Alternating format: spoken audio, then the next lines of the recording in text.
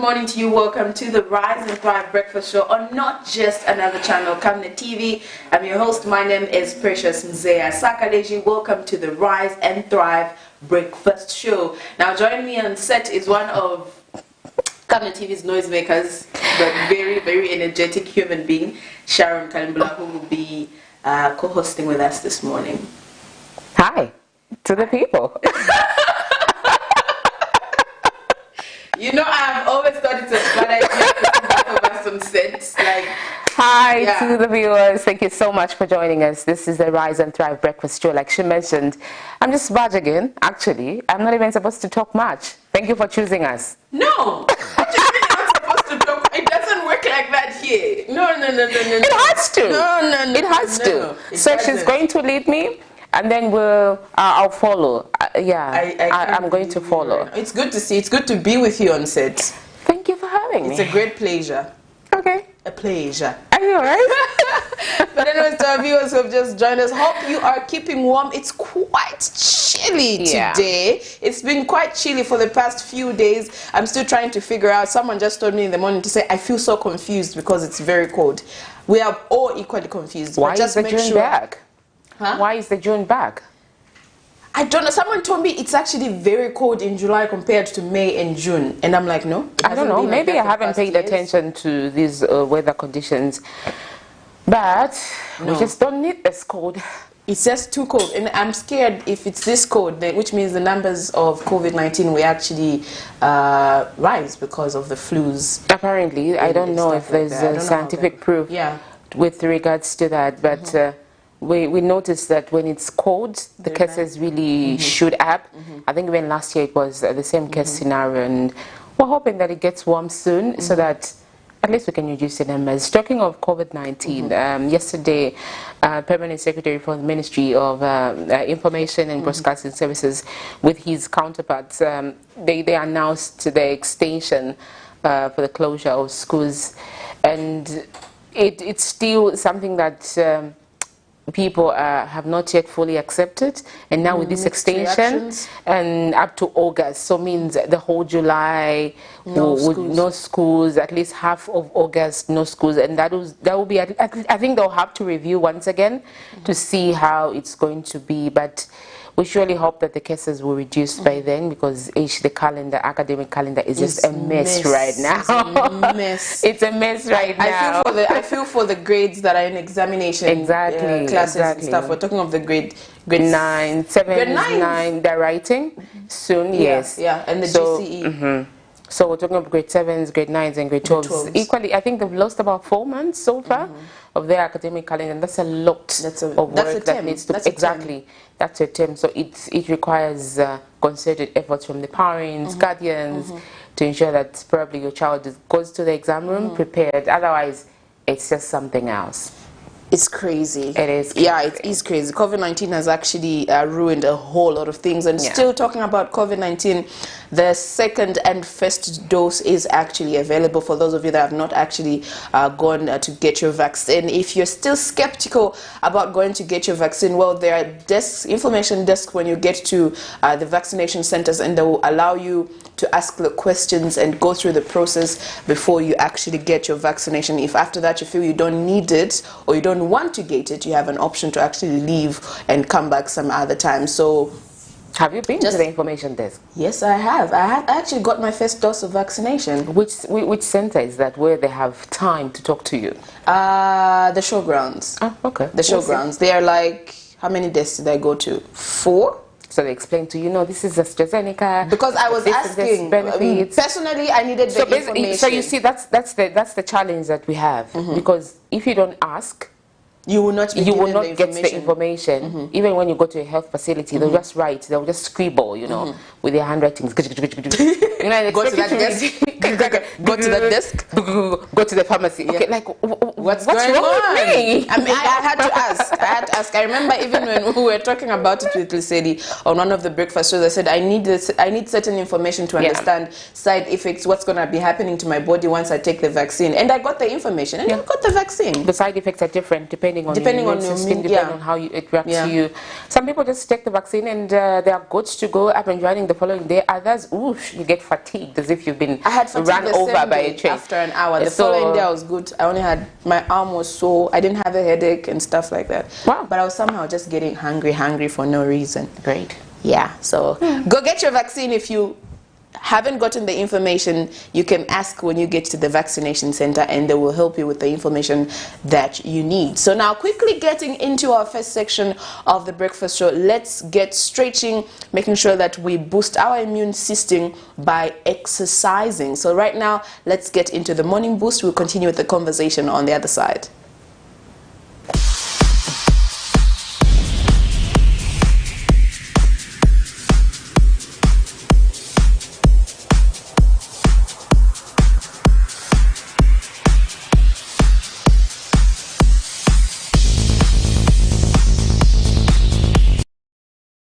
Good morning, Camnet viewers, and welcome to a quick morning workout. This is very good for you as you're working on your heart, you're working on your body to burn some fats in the body. Let's do this. It's going to be very basic. You have exercised before, you've never done it. This is the show for you. So, let's go.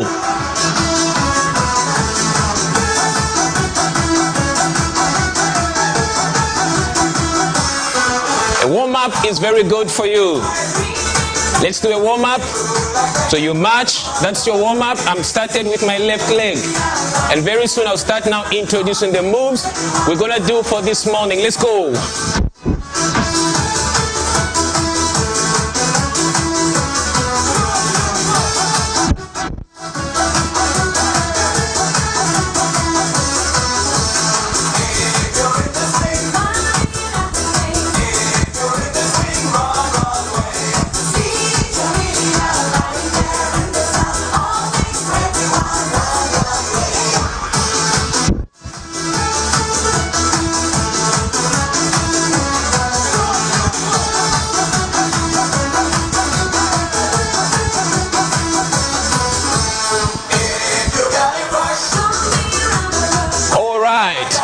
So that was just your warm-up for you.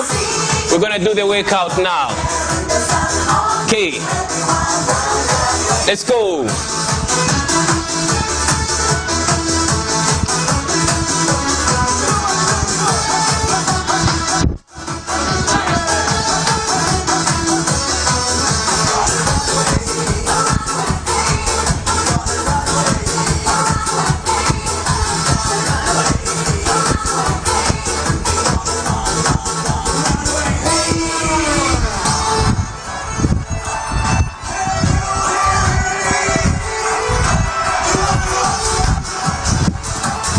Last one. And change.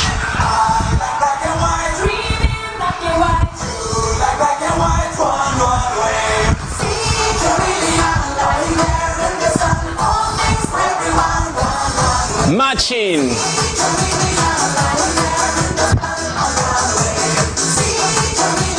So that is very basic for you. I'm gonna combine the 4 moves together now, and then you're done with your morning workout. So do a marching, jumping jacks, and we're gonna punch some punches now.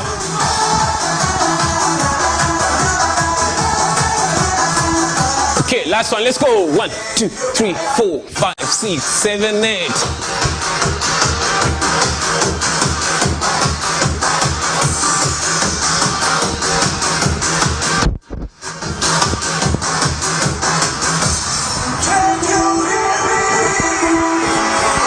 Let's put them together now.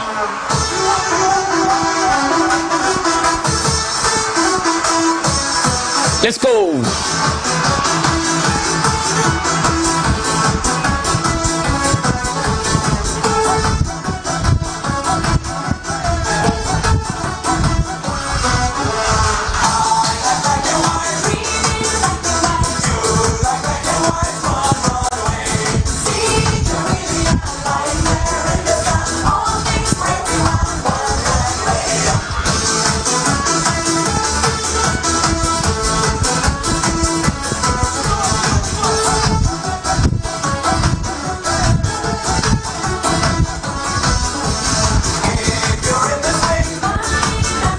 Marching. Okay, so you've done that, and then now you're going to do a little bit of squats. Okay, so we're gonna do 40 of them. Open your stance. Make sure that your back is well aligned. So I'm gonna do some squats now here. Watch me. 10 of them. Okay, let's go.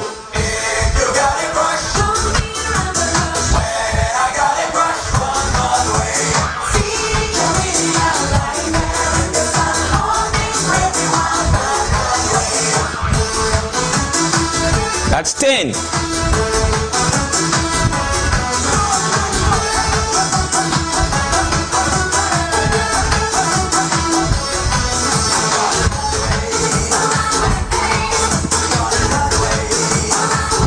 $20.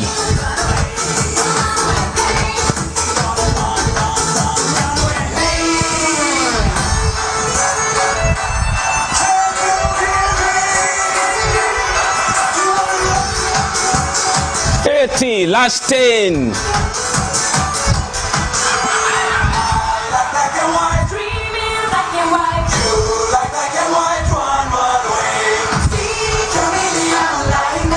And 10.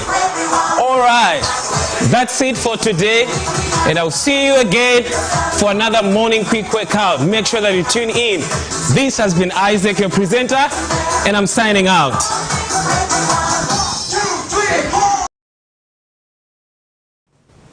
Hope you have managed to stretch 1 or 2 muscles. Sharon was really trying so hard to get into the rhythm with the stretching of the. But you know, I think what would do well with me, because I love dancing, just so you know, I think aerobics. Yeah. You know, I think I would enjoy that, because really that music or that background you know that you're actually moving right now while you're talking. But anyways, it's like a vibe right here. So right about now, before we get into the conversation of the day, we'll quickly get into a break, and then we will come back on the other side. Oh, we testify, we celebrate.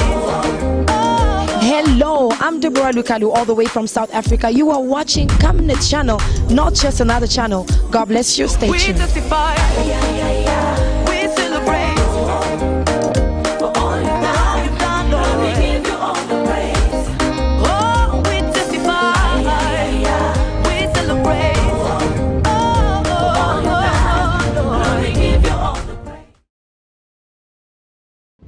"2021 has been described as a highly politically charged year. This is because every 5 years the country goes to the polls, and that 5 years elapses. With only a few months remaining down to the ballot, the battlefield to appear on the ballot is becoming fertile. A lot of people are expressing interest of appearing on the ballot. In all this, our interest is to put the duty bearers, the leaders, and those aspiring to task by asking the relevant questions. If you're an aspiring candidate, be it councillor, mayor, or member of parliament, get in touch with us to get yourself on the verdict. We go beyond speculation in dealing with policy and governance issues. The right questions are asked to help you make a verdict. For more details, you can call us on 0962 965883, 0979 753010, or email us info@camnettvafrica.com. Terms and conditions apply. Join us on Camnet TV every Monday, Tuesday, Thursday, and Friday at 17:45 hours on a new program dubbed The Verdict.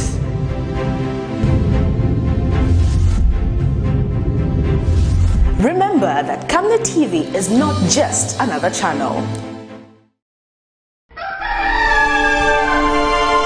Africa is rising to a new dawn of integrity and accountability. Are you tired of being swindled or buying fake or illegal properties? Would you like to sell or buy genuine property? Would you like to list your property on both local and international market? Don't waste your time. Call the professionals, the SGK Properties, on +260 762 166 018. SGK Properties. Your business assurance is our priority.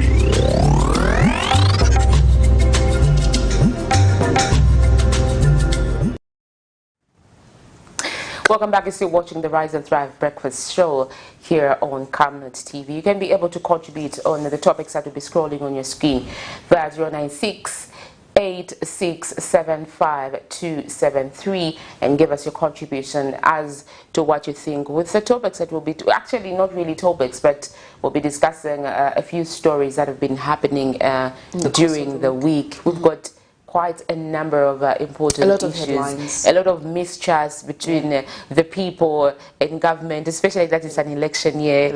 You know, when government says, let's do this, people are always equating it to the electoral process. So I think you will be able to actually also give your views with regards to what you think on certain pronouncements that government has made this week. The one I am worried about is the schools, because honestly speaking, last year it was really bad. I remember even we ran stories on Camnet TV where people were actually complaining to say the closure has it's like a, what do you call it, a setback, because now the school calendar is disturbed. We don't have enough time to catch up, which is confusing both the teachers and the pupils. Now looking at the extension, the extension of the closure now, I feel we are disturbing our children. I don't have children yet, but you're very concerned. Are you a pupil? No, I have siblings and nieces and nephews that are schoolgoers. Okay, yes. Perfect. And for me, I feel in as much as we'll say no when they're at home, let them be online. It's a different thing. It's a different thing when they're in class. The concentration when you're in class and learning and listening to a teacher teach is different from when you're home and you're seated with your aunt and she's telling you certain things about what they learned in the 1990s. Exactly. Totally different. It's all so I feel different. They'll be really disturbed. It's a great concern. It's a I think it's a concern that's been brought forward by many stakeholders. Many parents and teachers as well. One of them is my relation. She's a teacher. She said there's nothing fun actually about being home, because there are these memes going around social media saying no, teacher this, teacher this.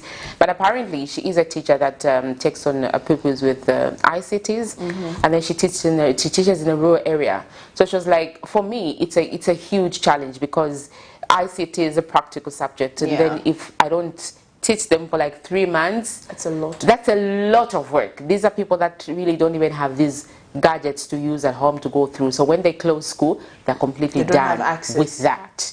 So, you know, for 3 months to just go by without touching a keyboard or something, it's a lot of work for her. Equally, not only that, but other parents as well, even pupils. I think Prudence recently did a story where pupils were complaining to say, we are really not sure what we'll write in the exams, because there's just something about a teacher being in front of you and teaching you. So this is one of the topics that we are discussing. Yesterday, the Ministry of Information and Permanent Secretary, Mr. Amos Malupeng, announced this development that schools will remain closed until August at least 19th, if I'm not mistaken. That's when schools will be open. That is after a review, I think, again. But as of 19th July, general certificate examinations will start. And some schools have been certified fit. We also did a story yesterday from Siavonga where 10 schools have been certified fit for reopening and accommodating pupils in examination classes on the 19th. So yeah, it's not a good situation, but then people's lives need to be protected. It's not a deliberate move, actually. I think it's because of the rising cases of the COVID-19 and trying to avoid crowds, you know, to social distancing. It's very difficult, especially in government schools where you have maybe 60-70 pupils in a classroom. They have a shared desks. Only probably when you go to high school, that's when you have a borak where you can sit alone. But these other grades, usually it's a desk you need to share. But then how do you manage to social distance if at all you're sitting with someone? So on this topic as well, you can contribute and call us on 0968-675273 and just give us your take. You can be a parent, you can be a pupil watching us out there and share your concern as well. And some of the stories that we covered, probably maybe just to highlight and talk about it, that has been highly politicized, precious, is the debt swap that was recently announced by government and civil servants in Congole.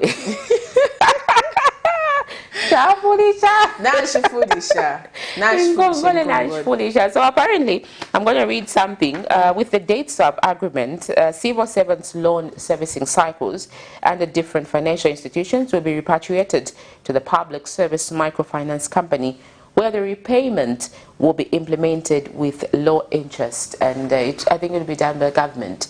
So I think in the next doing quite a lot. So I think in the next 3 months, as announced, they will not deduct while they are making all these shifts, all these moves. So in case you have a loan repayment of like a 3 at least for the next 3 months, it won't be deducted. You will get the full shenanigans. Exactly. And stuff like that. So you can call us and give us a contribution, what you think about this decision. It's been politicized. Stakeholders are talking about it.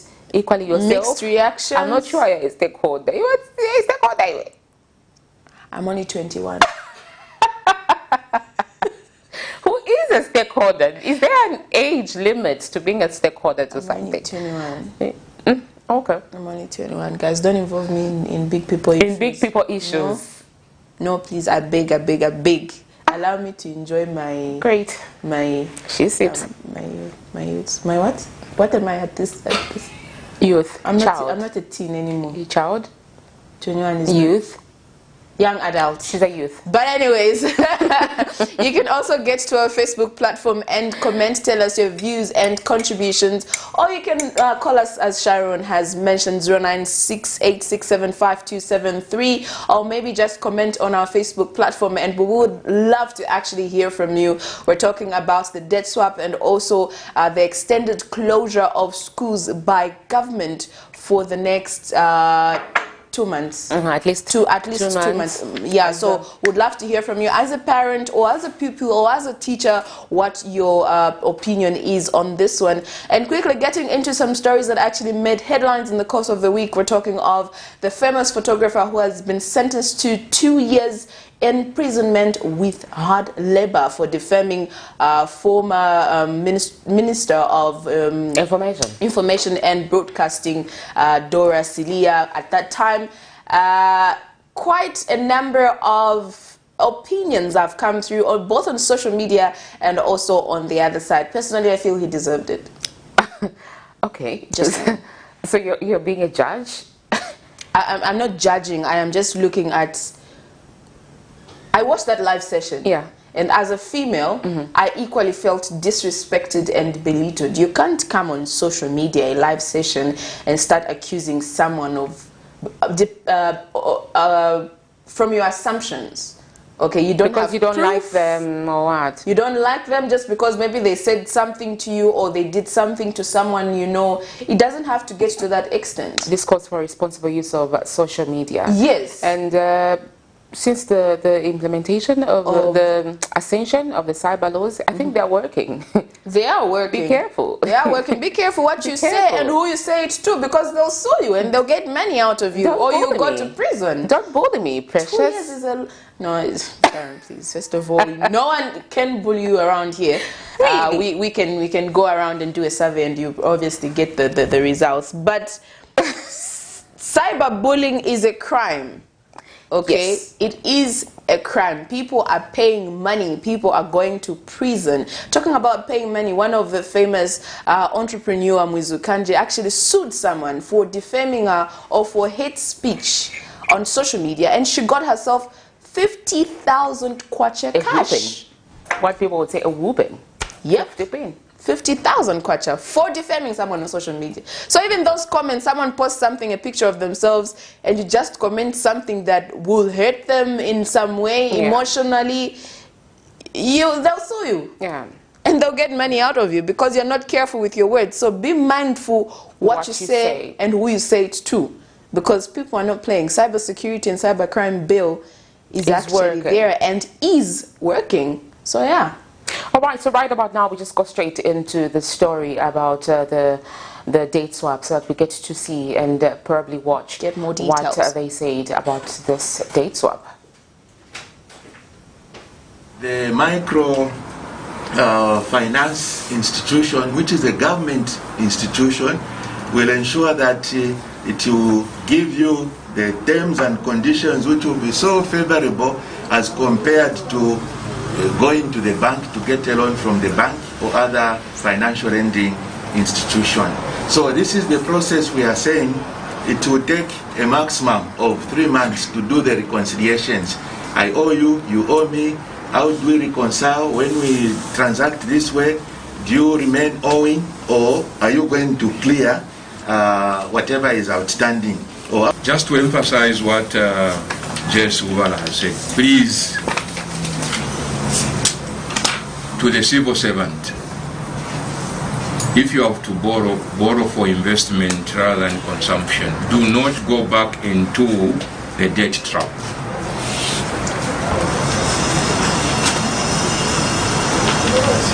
To our colleagues from Public Sector Union, congratulations to yourselves. I think this is a milestone.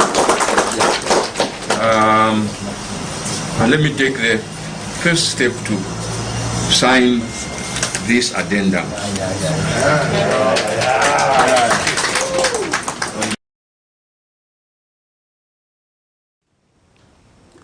Well, there you have it, in case you missed the story. So that is what is going on currently. Quite a number of things that are going on. We are headed to the polls. Less than a month to go. Who is the person you are giving that vote to? 25 days, actually, to be specific. Thank you. I know someone who's been counting down on social media. I've been seeing statuses. A whole edited countdown. I know someone every day. So when you forget how many days you have, just go to their status. And you saw the 25 days. You will see the 25 days. You see, tomorrow you'll see the 24 days. They're really geared for this election. Are you voting? Yes, I am. Yes, I'm a patriotic Zambian. You were shifting. Are you sure it's in a safe place? Yes. Yes, okay. Yes. It's that really was safe. me when I was shifting. I think I put it in my, I don't know, without mentioning. I put it somewhere. We need to check. We need to get it checked. Somewhere safe.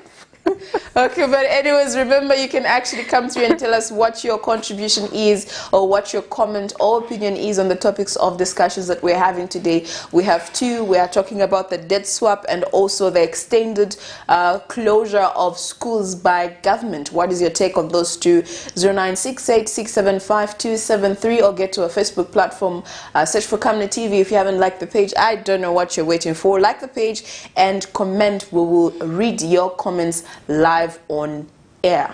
I haven't heard from Kambui in a while. No. Meaning you didn't watch news?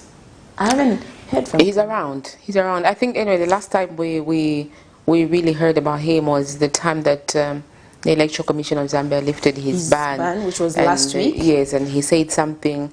I think he's trying to slow the momentum and just be mindful. You know, you might just be banished from your own country. You might just be banished from your own country. So I think he's taking it easy and to see how he can move. But besides, he's still appearing in court. This week, we carried a story where he was appearing in court in one of the cases. You know, he's one of the citizens with a lot of court cases. So, yeah, he's around. So you don't need to worry. He's around. I know I love to hear from Kambui, but sometimes he just hits me unexpected. And he will. And he will. I know. He will. But you know, now I am used. I'll be like, oh, I haven't heard from Dr. Kambui in a while. And then, boom, I'll expect something. It's either I'm disappointed or he's... It's a weekend. My expectation. He'll probably do something. He'll probably do something. But anyways, closure of restaurants and bars has continued. It's now on takeaway basis. We're trying to hear from the Ministry of Health on when they will be opened. And also on a sad note, Bars and Clubs Association of Zambia President, Secretary General Edmond Lifokelo actually left us on Thursday. With the Lord. Early hours of Thursday to be with the Lord. May his soul rest in peace. Suspected COVID-19 and Yeah, may he so rest in peace. I was shocked. He was very instrumental. I think we covered him a lot, and with this the start of the COVID-19 and the closure of bars, the first time that President Edgar Lungu made this pronouncement, I think it was last year in March somewhere. That was the first time that institutions were closed: the bars, nightclubs, schools, churches. He was really, really instrumental to his association. He really, really spoke out. He was standing up for them. We covered him a lot. I think we featured him on one of the breakfast shows. Yes. He appeared here where he was saying, no, we need to reach a consensus and have a conversation with the people in authority with regards to how we can work out this. I think he's one of the people that also championed with the reversal of the total closure into giving them a certain period of time for them to at least operate, because incomes were disrupted due to the closures. Employment was lost. You know, the bars and nightclubs, really, it's also a sector that employs quite a number of people. And with that total closure that was first imposed, I think it really negatively affected them. It was something they really didn't expect. Yes, the country had COVID, and we were just, I think, 2 months down the line, and then the numbers started shooting, and government had no choice but to close these institutions that seems to be like super spreaders of COVID-19. Yeah, so he left, and he went to be with the Lord, and we hope that he's in safe hands wherever he is. Others were even, you know, people always bring out the funny part of a situation. They were like, you know, how can he go just like that? Without giving me my alcohol. Without giving me my alcohol, how can you go just like that? So yeah, I think those are some of the memories that people had of him. You know, they had to share all over social media. But yeah, he was instrumental. So he was quite instrumental. Yeah. I actually saw it from someone's status on WhatsApp, and I was like, no, like, and that's what has been happening of late to most of us. You will be scrolling on social media, and then you just see may your soul rest in peace. Exactly. Like come on. It's worse for those people that actually had to interact with the person hours before the departure and stuff like that. It's quite sad, but it's like every day. So like really every day, someone you know who knows someone has lost somebody. So COVID-19 is something that should be taken really, really seriously. We are losing people that we know, people that are close to us. If you're not affected, you are. If you're not infected, rather, you are definitely affected somehow. Here and there, it's so real. It's so real. The chain, if you were to do a triangle, it's just vivid, it's clear, it's the people that we know. Exactly, it's the people that we know. So let's ensure that we observe the COVID-19 guidelines. I know certain things that are happening are not really what we want. For example, the same closure of schools, it's not what we want. People don't want their kids home, you know, but what choice do people have? It has come with a lot of things. Some people have lost employment, others have been cut off, some salaries have been cut off, others have been asked to work from home owing to the fact that they have abusive partners, increasing the numbers of gender-based violence cases and stuff like that. So in as much as we might think everything is all right, yes, it's the new normal. And I have noticed something. We actually spoke about it with Elijah and Isaac on our way here, where we're talking about when the numbers of COVID-19 are decreasing, people throw away their masks. And when they see that the numbers have actually gone up, they start looking for their masks, which is not supposed to be the case. Make sure that you observe the golden rules. Always wear your mask, avoid crowded places, wash your hands, use hand sanitizer. If you're showing any signs of COVID-19, visit the nearest healthcare center or call someone who is specialized in such, and go for your COVID-19 test if you see that the symptoms actually get worse, or if you are suspicious that it might be COVID. You might not know. If you protect yourself, you're protecting the next person, and the other person is protecting the other person. So you're protecting yourself and also the people that you love. COVID is real. Yes, Sharon, you are a survivor. I heard you on one of the news bulletins, foreign, We're talking about your experience. Oh yeah, yeah. Yes. I've gone international. You've got.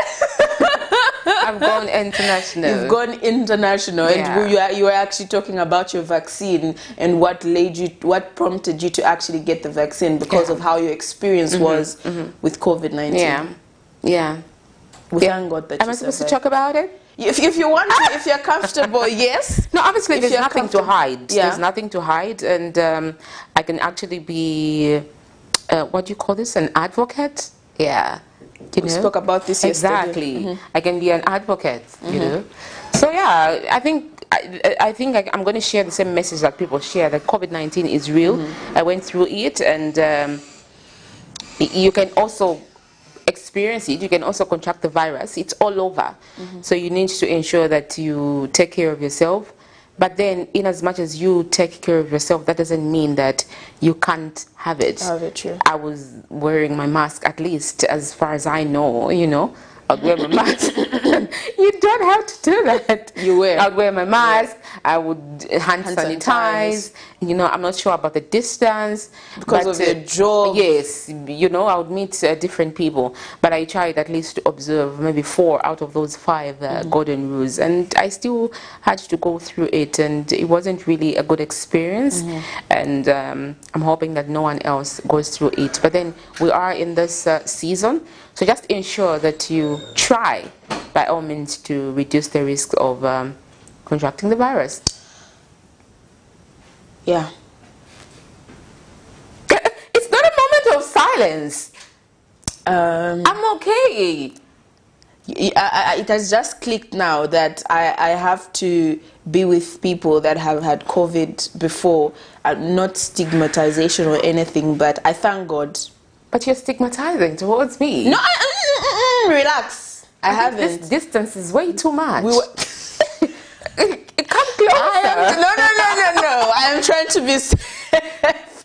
I am trying to be safe. I'm not stigmatizing. We just spoke about. So you know what's going through her mind is she wants to get her hand sanitizer, put it just here. She wants to get her masks, wear it. She wants to. Okay, why are you assumptions? Assumptions are really bad, Sharon. If it was stigmatization, I wouldn't have gotten in the same car with you. You would have told the guys to drop me first, then they pick you up. And trust me, we would have had a shield over here. Oh my God, COVID-19. But anyways, just keep safe, guys. It's. Don't think that these numbers are exaggerated. People are under observation. Intensive care units. It's bad. It's crazy. I wish I could say if you have time. Are overwhelmed. Time without numbers. The ministry keeps giving these statistics. How many people tested positive? How many people have died due to COVID or associated COVID-related deaths? So really, it's no longer far from us. It's within us. It's among us. And let's just take care of ourselves. This is the 3rd wave of the COVID-19, and I hear there's a 4th wave that's coming. So brace yourselves. If you can, take your COVID-19 vaccinations as announced by the ministry or directed by the local authority or any other ministries that are in line with, in tune with this. Just do it if you can. That is, if you get correct information. It's not a forcing matter. I think it's been put on the table to say it's up to you. It's up to you. It's a personal decision that you need to make. But if you can, at least it will not completely prevent you from getting the coronavirus, but it will reduce the risks. And if at all you get the COVID-19, the effects will be lessened. At least that's according to the information that's on the table. And we hope that your immune system is good and it won't give you the fatigue that I experienced. You experience? Oh, you tell me about your experience with the vaccine. Tell me about your experience. We have got different experiences. Yes, different experiences depending on your immune system. But that doesn't say my immune system is weak. That's actually very strong. You know, the way the strong has come out, I feel like Donald Trump. Like strong. Yeah. Strong. Yeah. So yeah, and I was a bit sickish the following day. I took it on Friday, and the Saturday I was a bit fatigued, my whole body, my muscles. But on Sunday I was good to go, and here I am. waiting for the second dose. It actually makes sense that you said it depends with your immune system. Exactly. They actually mentioned even when I was asking questions during the query moment. And for me, thank God I didn't get, others get headaches. I remember my friend calling me. There's a friend who I went with on the same day, but different vaccination centers. She called me to say, I have diarrhea and a migraine. And fatigue. So she had to go back to the hospital because they say if you feel it's worse, you need to go to the health center so that they just get you checked and stuff like that. For me, my experience wasn't bad at all. The only I slept after an hour when I got home. I felt the fatigue just for a few hours. Then the following day I was good. I just had, my arm was sore. I didn't have a headache. I was just very hungry. Weird. But yeah, don't be scared to take the vaccine. If you feel that you don't have enough information, like I mentioned, there are information desks that you can query and you'll be given the information that you need. So yeah, we wait for the second dose. It's still available. Yeah, it's still available. I'm not sure about the hunger part because you're always hungry. You're always hungry. Yeah, I didn't judge you when you said that you had fatigue because you always have fatigue. Okay. You're watching the Rise and Thrive Breakfast Show. Call us on 0968-675275 and give us your contribution with regards to government's decision to enter into a debt swap with the civil servants and we have the closure of schools up to August. Hello, good morning. Yeah, good morning. How are you? Fine, thanks, sir. We are all right, thank you. Who are we talking to and where are you calling us from? This is Ivan from Mondola. Please go ahead with your contribution. Just wanted to make a comment on the closure of the schools by the government. Please go ahead. Yes, I think they would have looked into it for those in the examination year. Yeah. Is it like maybe providing them with some hours so that they might at least cater for those topics that they haven't catered since they are writing their exams. Okay. All right. Yeah. All right. Because if the government can provide the 3 hours, 1 hour for worship, then they can also at least provide for these people writing exams at least to catch up with time. Okay. Great observation there. All right, thank you so much. Thank you so much. Thank you very much. Cheers. Valid point. Valid point. Valid the point. fact that churches are still open and people are given at least an hour to worship. And not only churches, bars actually are asked, not asked, they have been told to operate Friday to Sunday from a certain period of time. And if that can be provided for such people, then they should also consider those in examination classes, which is his concern, which is actually quite valid. Remember, you can also come through with your contribution on 0968675273 or get to our Facebook fan page and we can get interactive on the other side. I think we can get into our interview for the day. We will be having the Drug Enforcement Commission to just talk about drug and alcohol abuse on the other side. And if you feel there are any questions that you need to ask concerning that, you can come through and we'll gladly love to hear from you. Before we go, we have another caller. Hello? We've lost it. 0968-675273. Let's get on the other side. We'll be back. Zambia has embarked on an economic journey for individual financial emancipation, empowering its citizens through land acquisition and developing the nation through agriculture. This time, Zambians are coming together, taking it upon themselves with the help of government to develop this great nation by taking individual responsibility and ownership of this great nation. The economic revolution has started. There are thousands of Zambians with a can-do mindset who are resolute, unstoppable, full of confidence and conviction that Zambia's set time of favor for development is now. Don't be left out. This could be the time you have been waiting for. Camnet Television, in conjunction with the United Agrivision Consultancy Limited, will be hosting a national conference on becoming a millionaire through agriculture. Date 1st October and 2nd October 2021. Charges 750 kwacha per person per day, that includes lunch. A limited number of participants through Zoom have also been reserved. You can also be part of the conference from the comfort of your home by registering online via Zoom, joining the people who were born for greatness. Charges for participation via Zoom are only 300 kwacha per person. Time 0730 hours to 17 hours. Registration and confirmation of attendance will take place on the 29th of September 2021. Time 14 hours to 17 hours. Venue the Healing Word Ministries International, the home of Camnet Television in Apex Hill, Kabulonga Road, Lusaka.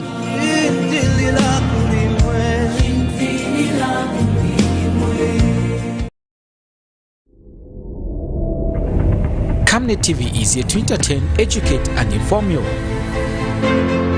Catch Rise and Thrive at 0730 hours every Saturday. Fresh and new praise and worship comes Monday to Friday at 8 hours. Kids need to be glued to the TV every weekday at 09 hours for their favorite cartoons. Off the pitch with the boys as they talk about sport on Saturdays at 0930 hours.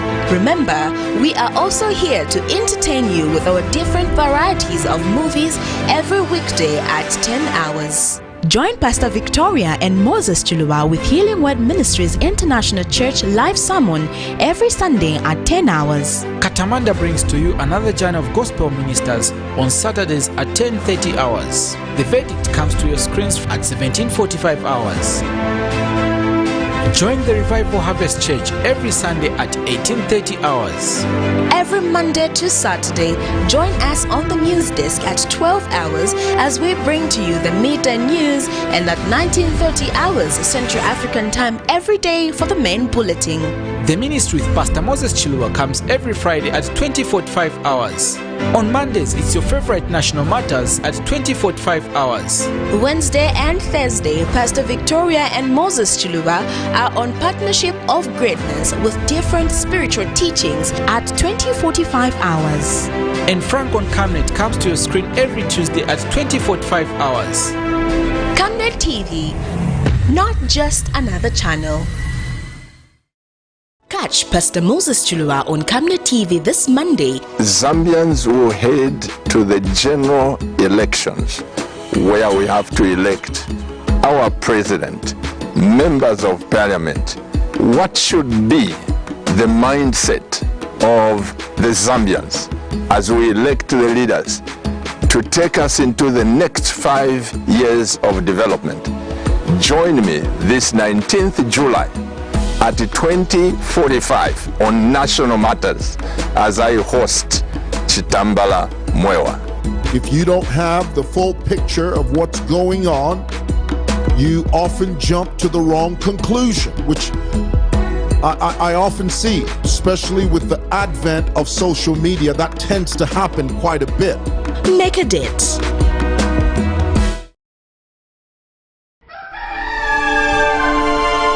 Africa is rising to a new dawn of integrity and accountability.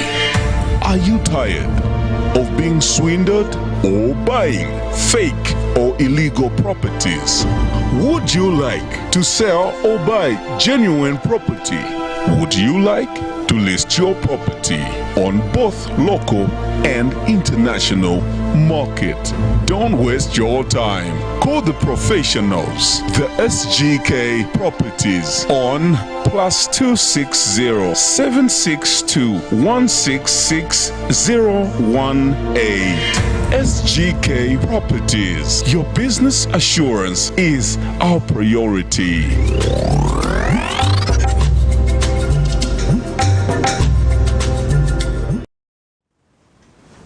Welcome back. You're still watching the Rise and Thrive Breakfast Show here on Camnet TV.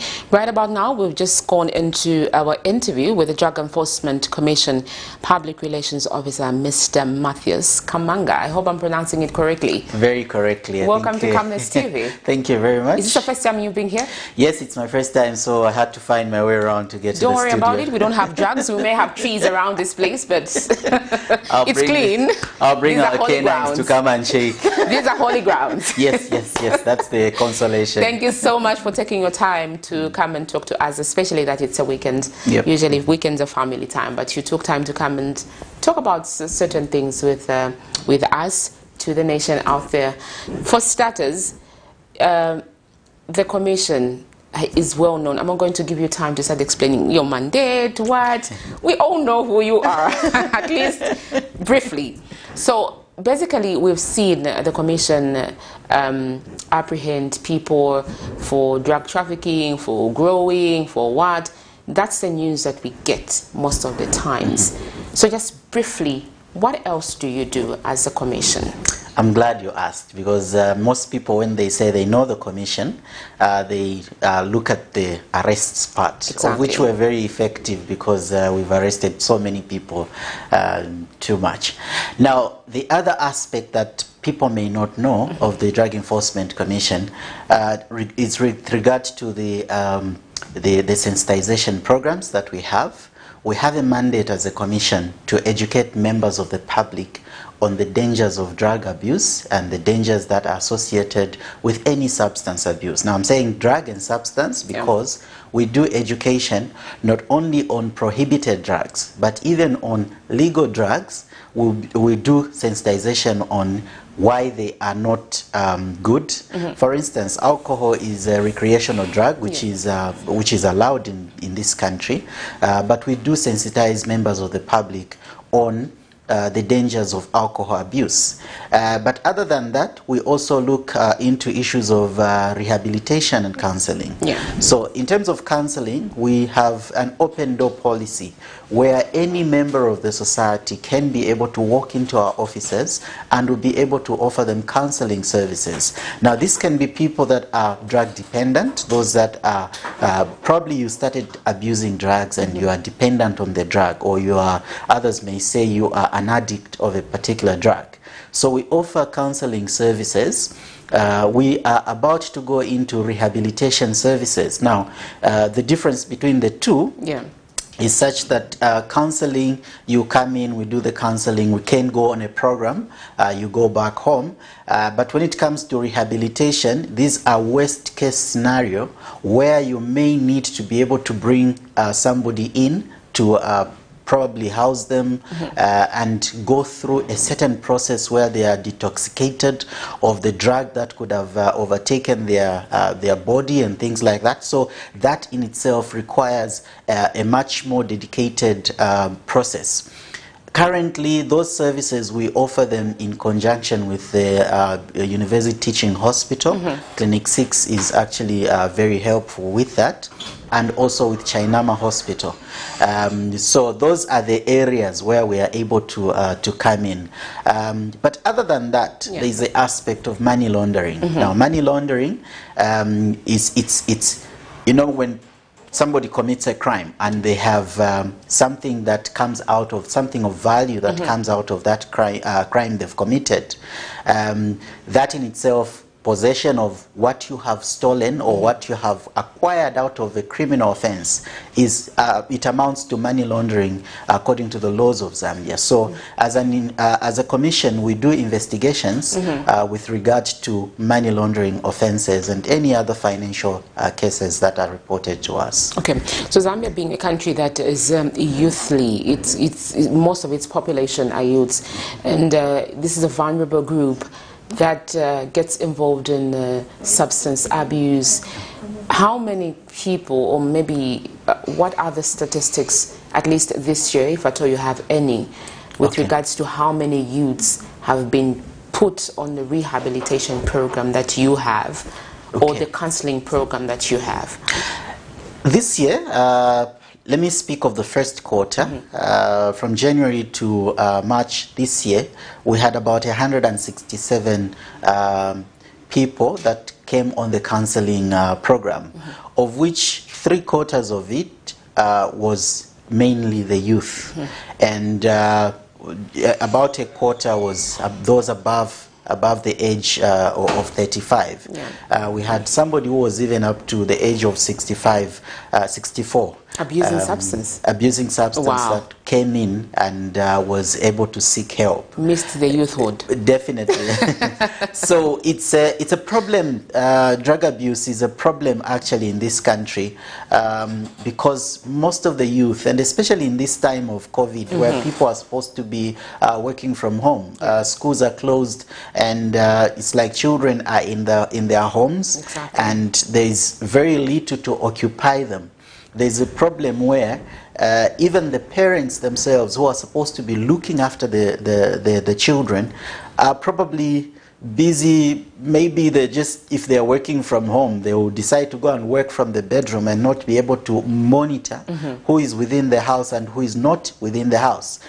Or probably they'll take a drive and go out without really coming up with activities or knowing what their children are up to. And so that in itself has caused children to start walking out of their homes, and you find these groupings that are being found within the various locations, and they go into drug abuse. And so what we have noticed is that there's been an increase in the number of cases that are being reported of drug abuse. And that in itself is a problem, I think, that we need to be able to work together as a society, as a community, to be able to combat. With this realization, is the Drug Enforcement Commission working probably? You mentioned Chainama.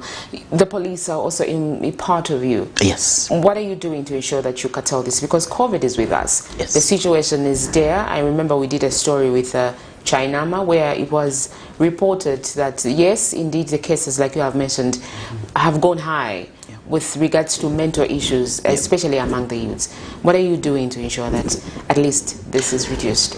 Yep. You know, when you talk of arresting, I think we've been very effective. So effective that even if we are a small institution, we were accounting for about 40% of the people that are in prison who were incarcerated for drug-related or drug enforcement-related laws. And so, even with that effectiveness in terms of arrests, it's like the numbers were not coming down. They kept going up.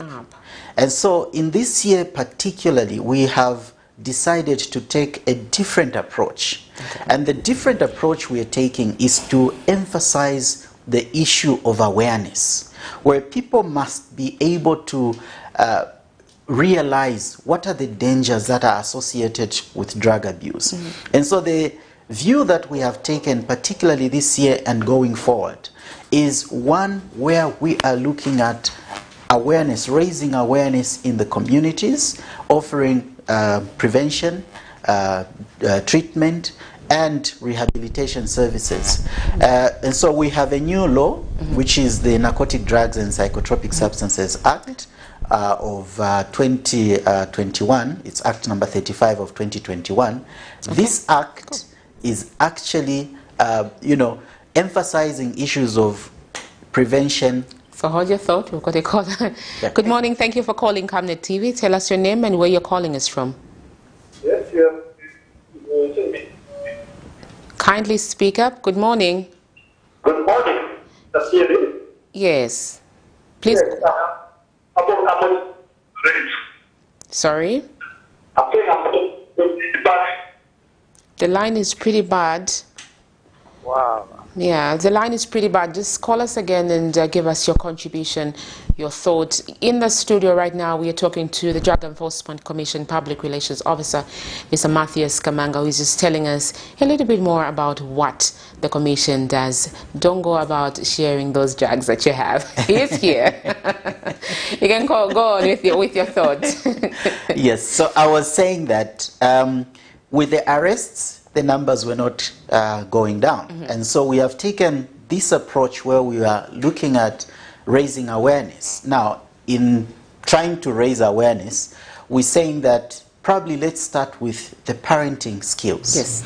And so as Drug Enforcement Commission, we have come up with a program where we are looking at raising capacity in terms of parenting skills in the parents in various communities. Now, what we're doing is we're going to various societies, various groupings, and bring together parents and give them certain skills that will help them to understand what drug abuse is, what are the effects of drug abuse, and the things that are associated with somebody who is taking drugs, so that even when your holy child, I think all of us do not want to think of the worst concerning our children. We don't want to. So even when a holy child comes home and they begin to show certain characteristics, certain behavior, you can be able to identify, to say this is associated to drug abuse, and you can be able to address it before it can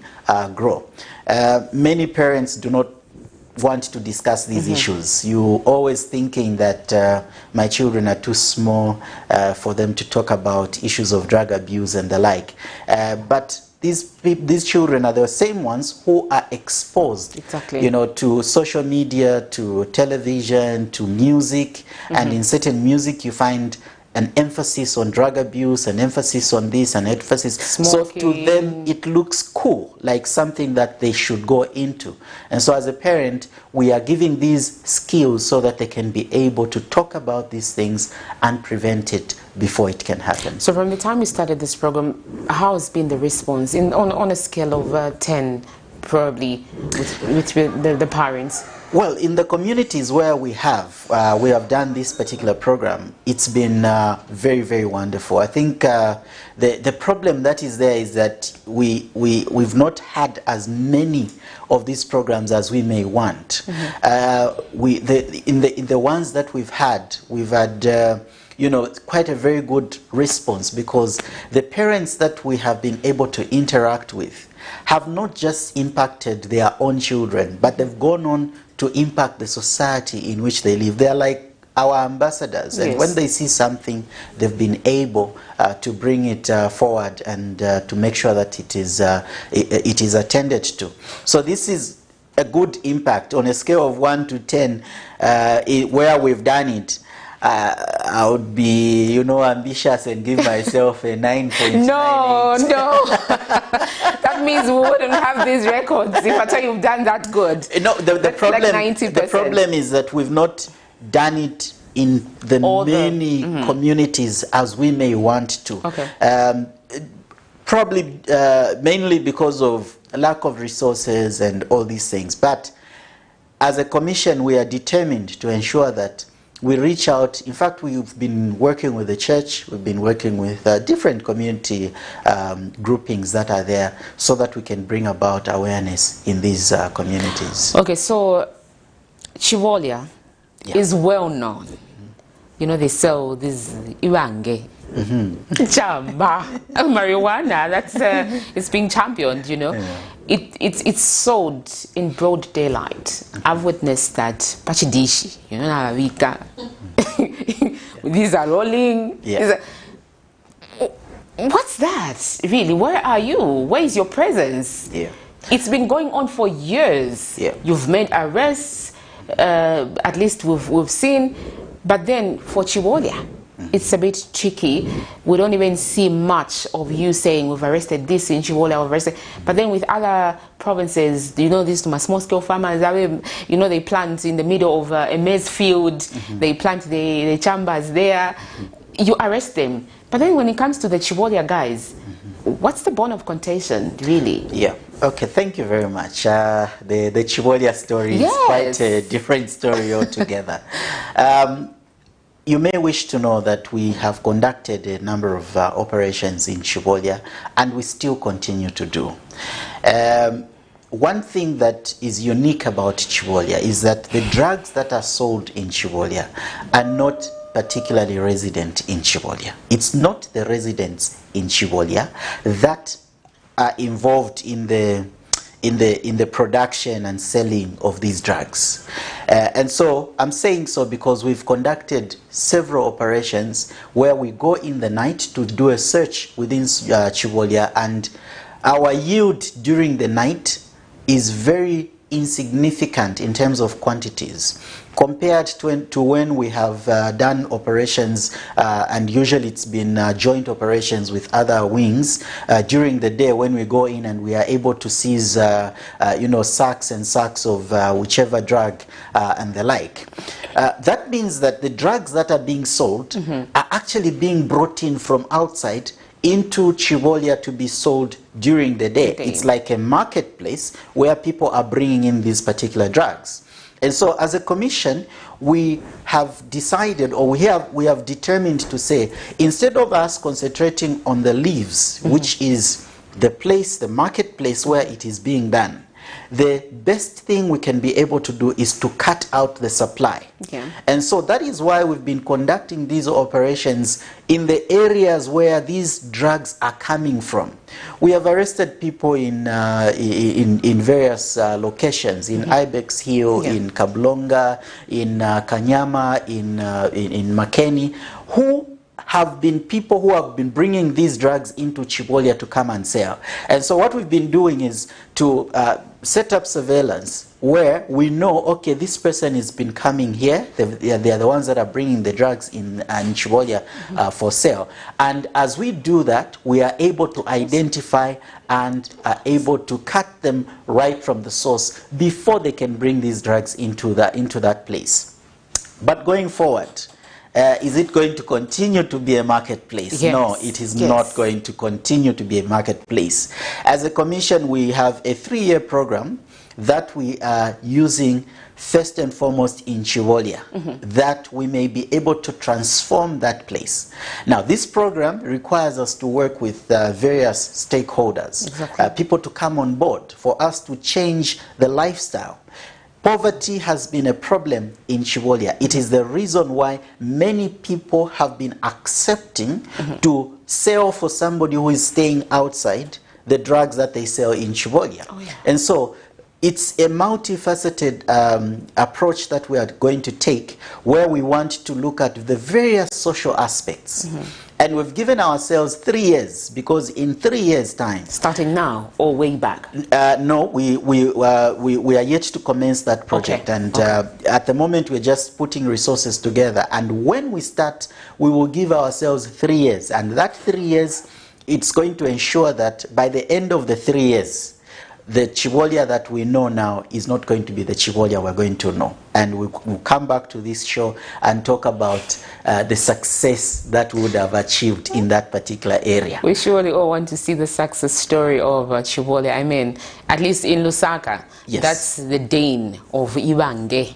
No, I like to call it that because it makes me feel a certain way. It makes me feel a certain way. So, thank you so much for coming through. We are in the dying minutes. Maybe your call to the people out there with regards to what they should do stopping substance abuse. Panadol can also be abused. You know that? Paracetamol. Actually, I've seen people who live on that. Yes, definitely. Any drug or any substance that is being used outside the normal use, the normal prescription, the normal way it's supposed to be used, is actually abuse. So it can be any substance. It can be something that is legal, it can be something that is illegal. But one thing that we need to do is that, drug abuse has got devastating effects, not only on the individual, but also on the community in which it is being abused. We have seen of groups that have come, that have attacked people, that have, that are stealing from people and the like. And the common thing in those environments has been drug abuse. Exactly. And as a commission, we are appealing to people that if we are to have a community that is safe to live in, an environment that is good for us to do business, an environment that is good for us to go forward in terms of development, then we must be able to fight drug abuse. And so we need to fight it from the homes in which we are. Every person that we have arrested has had a relative come to court because their relative was arrested by DEC. Meaning that if we take this as a family issue, as a family problem, we can be able to cut it right from the source. Let's talk about these things. Let's seek help when we need to seek help. And let's work with the Drug Enforcement Commission in ensuring we fight drug abuse from every aspect. All right, well said. Consult them. Don't run away from them. They're basically not just here to arrest. They also offer counseling services. They also offer rehabilitation services. So you can also just talk to them, have conversations with them, and see how best we can make sure that we have a drug-free abuse society. Like he mentioned, substance abuse affects everyone. It starts from individual, community, until it becomes a national problem. So let's ensure that we take concerted steps with regards to stopping substance abuse. Thank you so much for being with us throughout the show. My name is Sharon Kalimbola. On behalf of Precious Musea Sakaleji and the entire production crew, this has been The Rise and Thrive. Good morning.